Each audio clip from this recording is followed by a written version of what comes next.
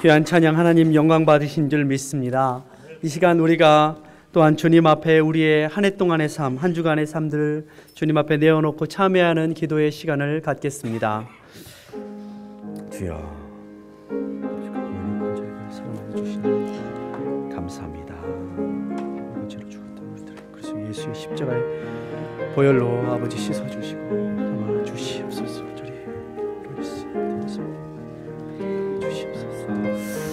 거룩한 주의 백성, 주의 사람들, 주여 우리가 아버지 성령의 열매로 살아가는 저희들 될 수 있도록 하나님께서 인도하여 주시고 거룩한 주의 백성들 얼마나 거듭나는 저희들 되게 주여 도와주시옵소서.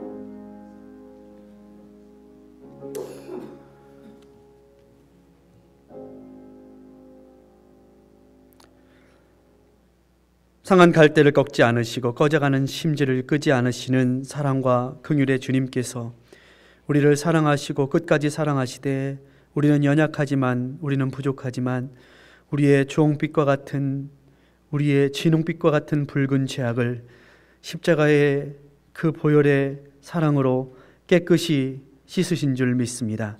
주 예수 그리스도의 보혈을 의지하여 한 해를 또 한 주간을 주님 앞에 돌아보며 예수 그리스도의 그 은혜와 사랑을 입어 담력을 얻고 주님 앞에 나온 심령들마다 주께서 새 힘을 주시고 위로를 주시고 깨끗게 하심을 더하여 주시옵소서. 아버지 하나님, 육체의 소욕은 성령을 거스리고 성령의 소욕은 육체를 거스린다고 하셨습니다. 아버지 하나님, 우리가 성령의 인도하심을 따라 육체의 소욕을 이겨내는 저희들 될 수 있도록 하나님께서 힘주시고 날마다 예수 그리스도와 동행하며 빛 대신 주님과 동행하여 어두운 세상을 빛을 밝히는 믿음의 사람들로 살아갈 수 있도록 이 시간 주의 말씀으로 우리에게 깨우쳐 주시고 말씀하여 주시옵소서. 한 해 동안 지키시고 보호하신 귀한 은혜를 생각하며 다시 한번 사랑하는 성도들이 주를 의지하고 주를 바라보는 가운데 새해를 맞이할 수 있도록 주께서 이 시간 함께 하시고 역사하여 주시옵소서. 말씀을 아버지 나누고자 합니다. 아버지, 참떡으로 참 생명으로 오신 그리스도 예수의 말씀이 아버지 이 세상 어떠한 떡보다도 귀한 줄 깨달아 알아 이 시간 하늘로부터 내려오시는 예수 그리스도를 받아 누리는 시간 될 수 있도록 하나님 도와주시옵소서. 감사하며 예수님의 이름으로 기도드립니다. 아멘. 할렐루야. 오늘 우리가 나눌 하나님의 말씀입니다. 하나님의 말씀은 시편 52편 8절의 말씀입니다.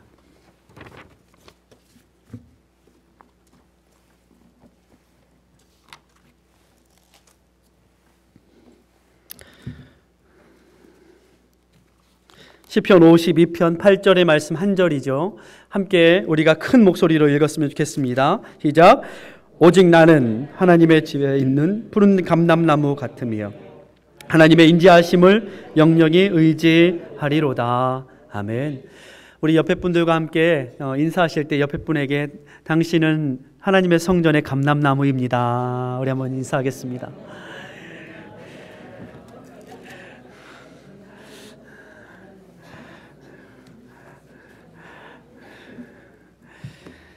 사실 우리가 감람나무 그러면 감람나무가 뭐지? 이렇게 생각이 들지만 감람나무 하면 올리브 나무입니다. 올리브 열매, 요즘에는 너무나도 흔한 열매가 돼서 많은 사람들이 올리브 기름도 많이 먹고 올리브 열매도 많이 먹고 하는 것을 볼 수가 있는데, 이 감람나무, 저 올리브 열매와 감람나무의 모습입니다.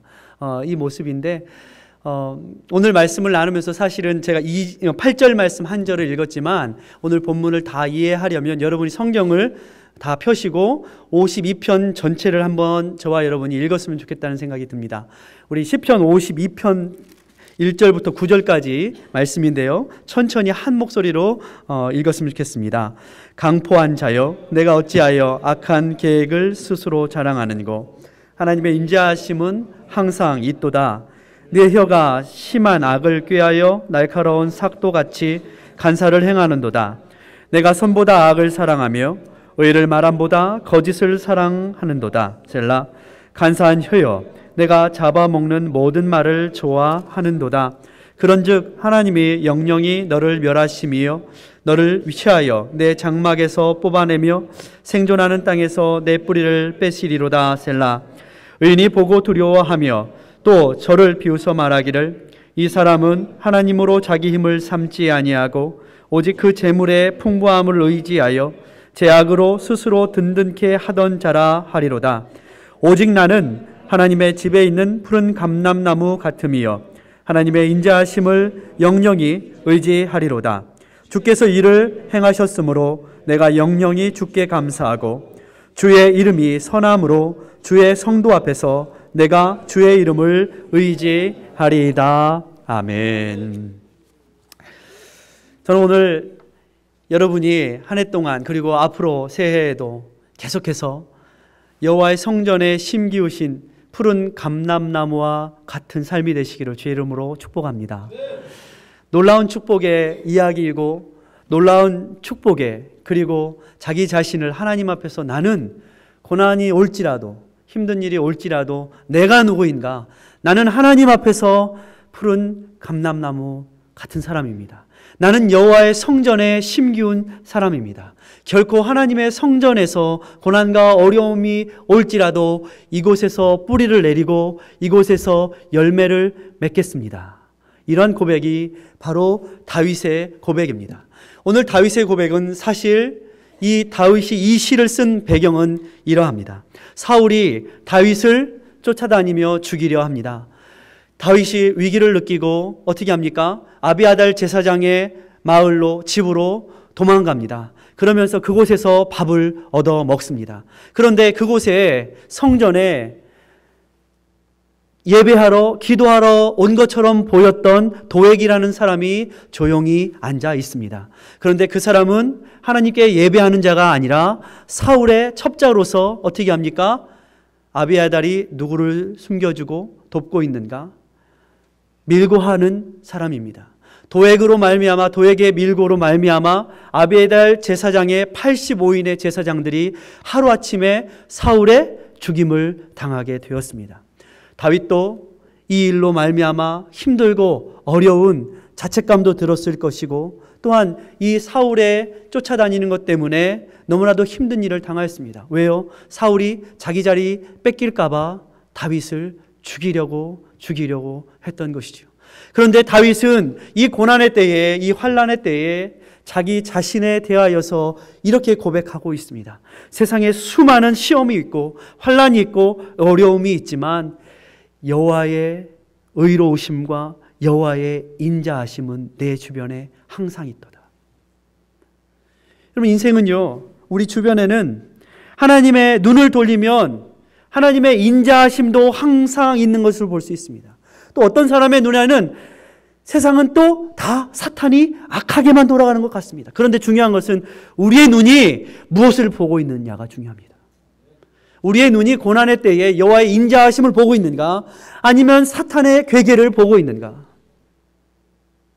사람의 눈에 항상 그 선택 가운데 항상 힘들고 어려운 것 보면 항상 세상은 힘들고 어려운 환난만 보입니다. 그런데 그럼에도 불구하고 그 고난 중에서도 여호와의 인자하심은 내 곁에 항상 있도다. 여호와를 보는 사람은 하나님으로부터 힘을 얻습니다. 다윗은 고난 중에 환난 중에 생명의 위협을 얻는 위기의 상황 가운데 악한 자가 그를 고소하고 고발하고 죽이고자 하였을 때 그리고 그 일로 인하여서 수많은 제사장들이 무고하게 85인의 제사장들이 죽임을 당하였을 때에 그는 오늘 시편 52편을 지으면서 내가 하나님 앞에 누구인가에 대해서 묻고 있습니다. 여러분은 한 해 동안 살아오시면서 한 해 동안 지나오시면서 고난과 환난의 때에 나는 하나님 앞에 누구인가? 라고 물으셨습니까? 다윗은 나는 세상이 어떠하든 세상의 사람들이 어떠하든 어떤 선택을 하고 어떻게 살아가든 나는 여호와의 전에 심기운 푸른 감람나무 같습니다. 영영히 여호와 하나님만을 의지하겠습니다. 이것이 그의 고백입니다. 이것이 그의 자존감입니다. 그리스도인의 자존감이 무엇이라고 생각하십니까? 세상에서 형통하는 것, 세상에서 성공하는 것, 세상에서 좋은 대학 가는 것, 세상에서 무엇인가 다 잘 되는 것, 이것이 그리스도인의 자존감입니까? 아닙니다. 그리스도인의 진정한 자존감은 고난과 환난이 올지라도 예수 그리스도처럼 무고하게 때로는 힘들고 어려운 일을 당할지라도 내가 누구인가? 나는 하나님의 성전에 뿌리 박은 감람나무와 같이 열매 맺는 사람이다. 그리고 그렇게 될 것이다. 대대손손이 그렇게 될 것이다. 라고 고백하며 믿음으로 하나님께서 세우신 그 자리, 그곳에서 뿌리를 내리는 삶이 바로 하나님의 사람이라는 것입니다. 다윗은 그러면서 아무리 이 세상에 강포가 있을지라도, 악한 계획이 있을지라도 나는 여호와의 인자하심을 의지하고 자랑하겠습니다. 라고 그의 입술이 고백하고 있습니다. 한 해 동안 우리의 삶 가운데 힘들고 어려운 상황들이 많이 있었을 것입니다. 여러분은 그때마다 나는 누구인가 생각하셨습니까? 그때마다 나의 입술에 어떤 고백을 하셨습니까? 나는 여호와를 의지하겠습니다. 나는 여호와의 성전에 뿌리 내리는 감람나무와 같이 살겠습니다. 저는 오늘 이 본문의 말씀을 보면서 이 세상 사람들은 7절의 말씀처럼 이 사람은 뭐겠어요? 하나님으로 자기의 힘을 삼지 아니하고 오직 그 재물의 풍부함을 의지하여 제 악으로 스스로 든든케 하던 자라. 세상은 그렇게 돌아갑니다. 때를 따라 어떻게 해요? 자기의 이익을 구하고 자기의 욕심을 구하고. 약삭빠른 자가 세상은 더 유리하게 돌아가고 더 성공하는 것 같아 보입니다. 그것이 세상입니다. 그러나 하나님께서는, 하나님의 방법은 고난과 환난 중에서도 하나님께서 정하시고 말씀하신 그 자리에 충성으로, 진실로, 성실로 뿌리 내리는 그 사람으로 말미암아 결실하겠다라고 우리에게 말씀하고 있습니다. 저는 이 다윗의 이야기 10편 52편의 말씀을 읽으면서 한 이야기가 생각났습니다. 오늘 감람나무, 푸른 감람나무 하면 제가 말씀드린 것처럼 올리브 나무를 말합니다. 여러분이 보신 것처럼 올리브 나무는 별로 잘생기지도 않은 나무고 곱게 뻗어서, 높게 뻗어서 목재로 쓸 수 있는 나무도 아니고 향나무처럼 향기가 나는 나무도 아닌 그런 아주 척박한 땅에 못생기게 울퉁불퉁 겨우 뿌리를 내린 것 같이 보이는 그런 나무입니다. 그러나 저는 그리스도인의 삶을 생각할 때 이 감람나무와 이 텀블위드라 하는 이 나무를 두 개를 비교해서 생각하게 됩니다. 텀블위드는 여러분 황야의 무법자 이런 서부 영화를 보면 바람이 휘 불면 뭐가 굴러다녀요? 이렇게 이 지푸라기 숲 같은 게 막 굴러다니지 않습니까? 그런데 이것이 텀블위드라고 하는 나무입니다. 나무예요. 그런데 이 나무는 잠시 습기가 있는 곳에 막 굴러다니다가 습기가 있는 곳을 만나면 거기에 잠깐 뿌리를 내렸다가 습기가 사라지면 다시 어떻게 해요? 바람을 타고 휘 굴러다니면서 이 생활을 하는, 살아남으려고 하는 것이 텀블위드입니다. 반면에 우리가 오늘 다윗이 말하고 있는 이 감람나무는 심은 지 1년이 되면 이 올리브나무, 감람나무가 열매를 맺기 시작을 해요. 그리고 15년 정도 되면 상품성이 있는 열매를 맺기 시작한다고 합니다. 30년이 되면 나무 하나에서 210kg에서 320kg 정도의 올리브 열매를 맺기 시작한다고 합니다. 그 열매가 얼마나 풍성하고 많은지 어떤 올리브 나무에서는 560리터. 여러분 올리브유 음식할 때 사용하시죠? 560리터의 올리브유를 얻는 나무도 있다고 합니다. 또한 올리브 나무의 열매는 열매뿐만이 아니라 잎, 줄기까지 식용으로, 약재로, 의료용으로 다 사용한다는 거예요. 그래서 성경에도 누가 아픈 사람이 있느냐 그러면 장로들을 택하여 기름을 바르며 기도하라 라고 했을 때 이 기름이 바로 무엇이냐면 이 올리브유를 바르면 사람이 아픈 것이 진정되고 안정이 되는 효과뿐만이 아니라 상처가 난 곳에 이 기름을 바르면 그곳이 덧이 나지 않고 잘 아무는 그런 약재의 효과도 올리브유가 가지고 있는 거예요. 그런데 성경에는 이 감람유에 대해서 많이 이야기하고 있는데, 특별히 레위기서 말씀을 보면, 레위기서 24장의 말씀을 보면 이스라엘 자손에게 명하여 감람을 찧어낸 순결한 기름을 켜기 위하여 너에게 모세에게로 가져오게 하고 끊이지 말고 그 감람유를 가지고 등잔불을 켤지니, 이렇게 말씀하고 있어요. 그리고 이 모세는 어떻게 해요? 그 감람유를 가지고 하나님의 이 회막 안으로 들어가서 하나님께서 계신 성소, 지성소가 아닌 성소의 부분은 항상 이 등잔이 켜져 있는데, 이 기름을 밤으로부터 아침까지, 저녁으로부터 아침까지, 다시 말해서 어두움이 주관하는 시대, 어두움이 주관하는 시간에는 밤으로부터 아침까지 이 등불을 켜두라, 이렇게 말했어요. 그래서 믿음의 사람들은 주님 오시는 그날까지 등불을, 기름을 준비한 다섯처녀, 슬기로운 다섯처녀처럼 불을 끄지 말고 주님 오심을 깨어 준비해야 하는 것이죠. 이 말씀을 통하여서 구약의 말씀은 바로 하나님께서 계신 이 지성소의 부분, 하나님은 원래 지존자 하나님이시고 빛이신 하나님이시잖아요. 그곳에 빛이 더 필요하겠습니까? 태양이라도 어두울 것입니다.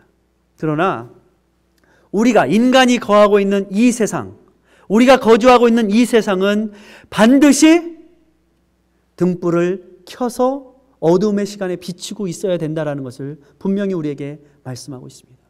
이 올리브유는 그때 사용되어졌습니다.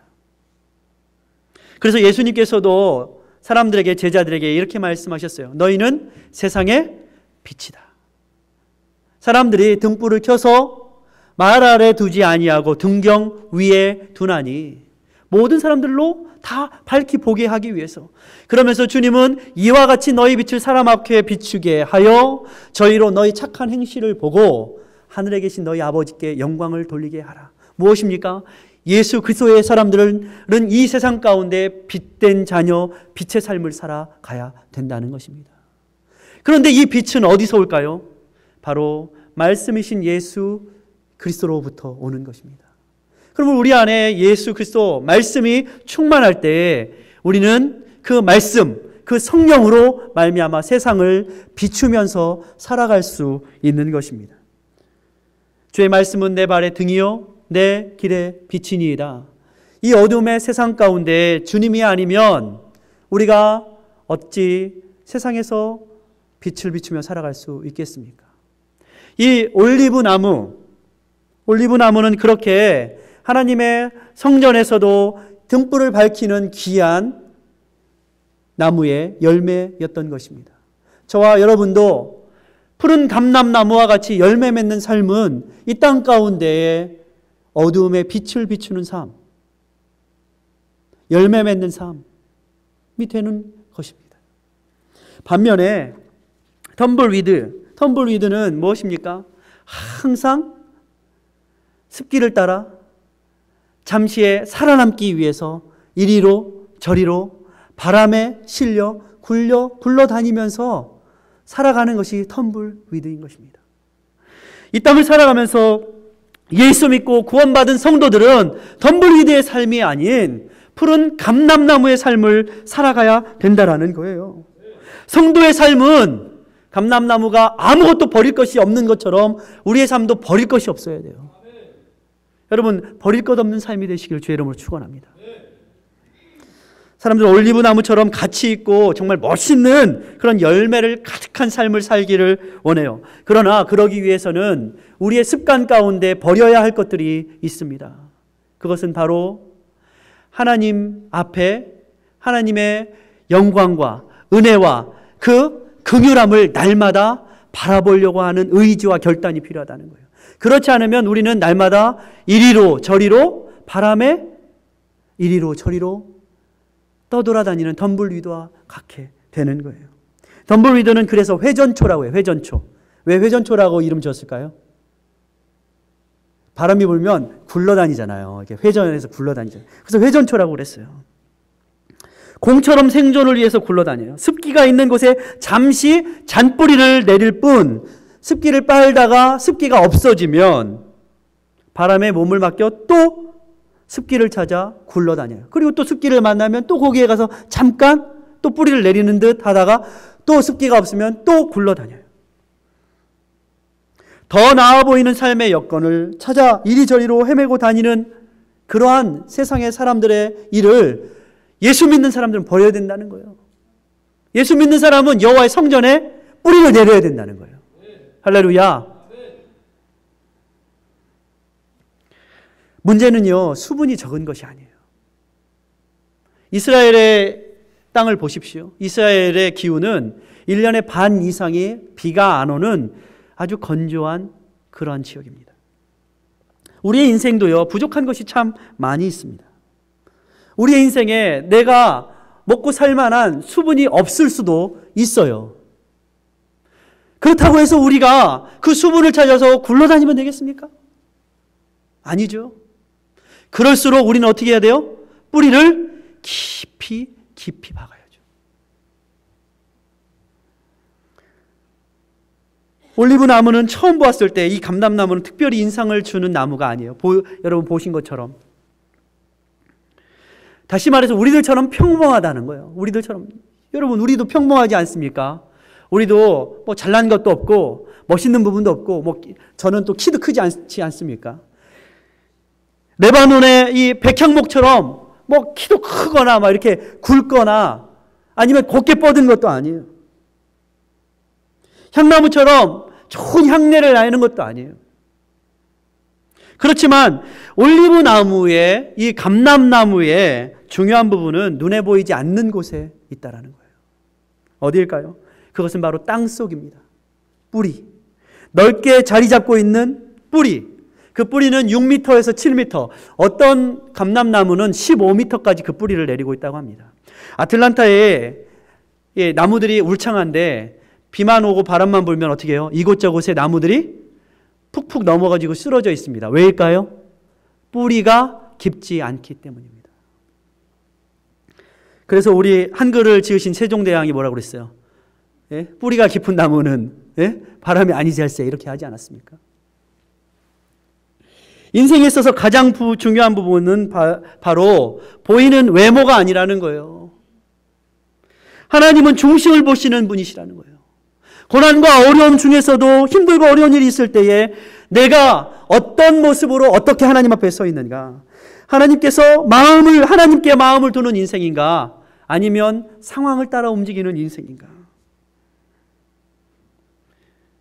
하나님께 중심을 두면 하나님께 마음을 두는 그것이 바로 진정한 신앙인의 자세인 것입니다. 왜 하나님께서 우리에게 어려움을 주십니까? 그것은 우리로 하여금 하나님 앞에 겸비하여, 여기서 겸비하다라는 말은 익힙되다라는 말이에요.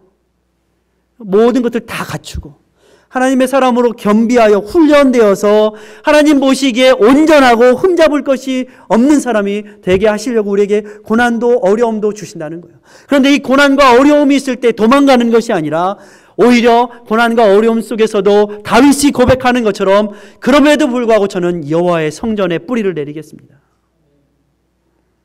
오늘 말씀도 보십시오. 4절과 5절 말씀은 간사한 혀여 내가 사로잡는 모든 말을 좋아하는도다. 그러나 5절 말씀을 우리가 주목해서 볼 필요가 있습니다. 그런즉 하나님이 영영이 너를 멸하시며 너를 취하여 내 장막에서 뽑아내어 생존하는 땅에서 내 뿌리를 빼시리로다. 뭐예요? 악한 자는 뿌리가 뽑힌다고 그랬어요. 그러나 하나님의 사람은 뿌리를 깊게 하나님께서 보호하시고 보존하신다는 거예요. 우리의 인생의 뿌리를 여러분 어디에 두고 계십니까? 이 세대의 사람들은 어디에 마음을 두고 살지 모르겠습니다. 그리고 그들은 그 상황에 따라서 탄식하며 살아갑니다. 그러나 믿음의 여러분, 하나님께 뿌리를 두십시오. 예수 안에 뿌리를 내리십시오. 한 해를 돌아보고 한 해를 또한 새로운 한 해를 맞이하면서 우리의 마음이 무엇을 의지하고 무엇을 따라 살아갔는지 다시 한번 우리의 마음을 살펴보아야 하는 이유가 여기 있는 것입니다. 사도 바울은 이러한 비밀을 로마서 11장에 우리에게 정확하게 기록하고 있습니다. 로마서 11장 16절과 17절을 보니까 이렇게 말씀하고 있어요. 제사는 처음 익은 곡식가루가 거룩한즉 떡덩이도 그러하고 뿌리가 거룩한즉 가지도 그러하니라.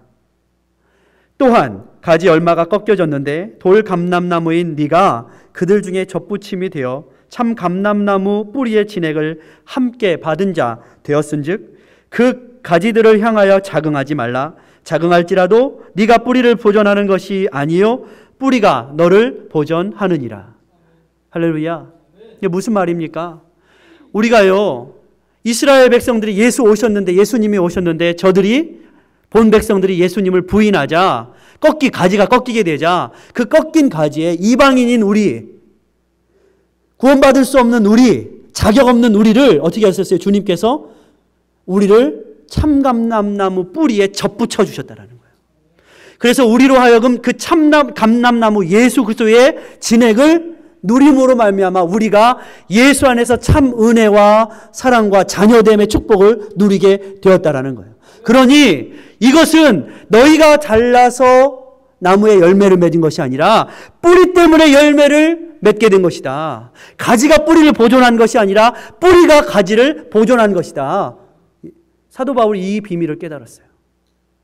그리고 그는 이렇게 말합니다. 그러므로 너희는 스스로 무엇인가 잘났다고, 너희들 스스로 열매 맺었다고 자긍하지 말라. 겸손하라. 너희가 열매를 맺은 것이 아니라 뿌리이신 예수 그리스도께서 열매를 맺게 하신 것이다. 성도의 자세가, 성도의 삶이 이런 것입니다. 내가 열매를 맺은 것이 아니에요. 우리가 예수 그리스도 안에 붙어 있음으로 열매가 맺어진 거예요. 주의 은혜입니다. 모든 것이 주님의 은혜입니다. 모든 것이 주께서 하신 것입니다. 20절을 계속해서 보면 이렇게 말하고 있어요. 옳도다. 사도 바울이 옳도다. 저희는 믿지 아니함으로 꺾이우고 너는 믿음으로 섰느니라. 높은 마음을 품지 말고 도리어 두려워하라. 우리가 예수 믿고 구원받았다고, 야, 나 예수 믿고 구원받았어. 높은 마음을 두지 말고 도리어 두려워하라. 두렵고 떨림으로 구원을 이루라. 주님이 오시는 날까지 순종함으로 겸손함으로 주님 앞에 맡은 자들이 구할 것은 충성이니라. 주님께서 우리에게 말씀하시는 것입니다. 우리의 삶의 뿌리는 그리스도입니다. 내가 살아가는 삶의 이유도, 삶의 목적도, 그리고 살아갈 수 있는 근본의 이유도 예수님이 우리의 뿌리이기 때문입니다. 보통 과일나무는 20년 정도 수명을 가지고 열매를 맺는다고 합니다. 그러나 감람나무, 올리브나무의 수명은 자그마치 1000년이나 된다고 합니다. 고작 사람이 잘 나가봐야 20년, 30년 잘 나갈 때가 있습니다. 우리의 인생을 돌아보면 아무리 사람이 잘 나가봐야 20년, 30년 잘 나갈 때가 있어요. 와, 내가 열매 맺었어. 내가 잘했어. 와, 내가 무슨 과일나무인가 봐. 그러나 성경은, 다윗은 잠시 20년, 30년의 세상의 과일나무가 아닌 1000년을 열매 맺는 푸른 감람나무이기를 소망하고 있는 것입니다. 1000년이라 하면 무엇을 의미합니까? 영원한 것을 의미합니다. 영원한 삶. 우리가 예수 안에 영원히 열매 맺는 삶. 그것은 오늘 기도한 집사님께서도 아브라함에게 주셨던, 야곱에게 주셨던, 이삭에게 주셨던 그 축복의 약속, 축복의 근원의 약속, 우리 때에만 한 20년, 30년 잘 나가고 마는 그런 약속이 아닌 우리 자자손손이 예수 그리스도의 약속의 자녀로서 한 가정이, 그 가문이 예수 안에 축복의 가정으로 감람나무와 같이 열매 맺는 가정의 축복이 있다는 거예요. 이것을 우리가 사모해야 된다는 것입니다. 세상의 수많은 사람들은 잠시 보였다 사라지는 그 20, 30년의 짧은 형통함, 짧은 잘나감, 그러면서 마치 7절의 말씀처럼 이 사람은 하나님으로 자기의 힘을 삼지 아니하고 이 세상에 있는 것으로 자기의 힘을 삼는도다. 누가 그랬어요? 도액이 그랬어요. 그러나 하나님의 사람들은 여호와로 말미암아 힘을 얻고 그 가운데 뿌리 박음으로 말미암아 평생의 축복, 아니 대대손손 천년의 축복을 누리겠다라는 고백이 바로 다윗의 고백인 것입니다. 잠언 12장 12절은 악인은 불의의 이를 탐하나 의인은 그 뿌리로 말미암아 결실하느니라. 이렇게 고백하고 있어요. 시편 128편 3절은 너의 아내는 내 집의 맨 안쪽 부분에 열매 맺는 포도나무와 같겠고 너희의 자식들은 너의 상을 두른 올리브나무, 감람나무 가지들과 같으리라. 이렇게 축복의 말씀이 있습니다. 저와 여러분, 남은 한 해, 그리고 2016년 새해, 그리고 앞으로의 모든 날 동안에 여러분이 주님 앞에 누구인가를 날마다 고백하십시오. 하나님, 고난과 힘든 일이 올 때에도 덤블리드와 같이 굴러다니고 바람에 이쪽 저쪽으로 마음을 뺏기는 인생 되지 않게 도와주십시오.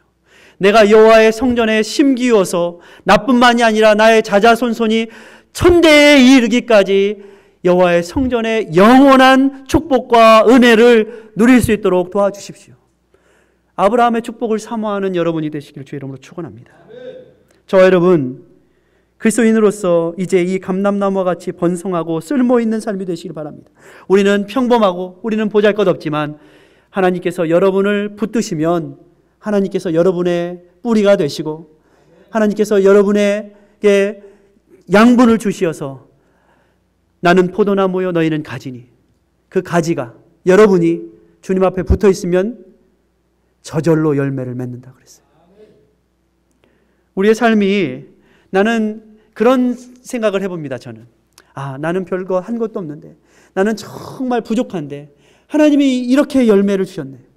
이런 고백이 있었으면 좋겠습니다. 나는 이렇게 부족하고 나는 이렇게 연약한데 하나님이 어느 사이에 이렇게 우리의 삶을, 우리의 가정을 축복해 주셨네.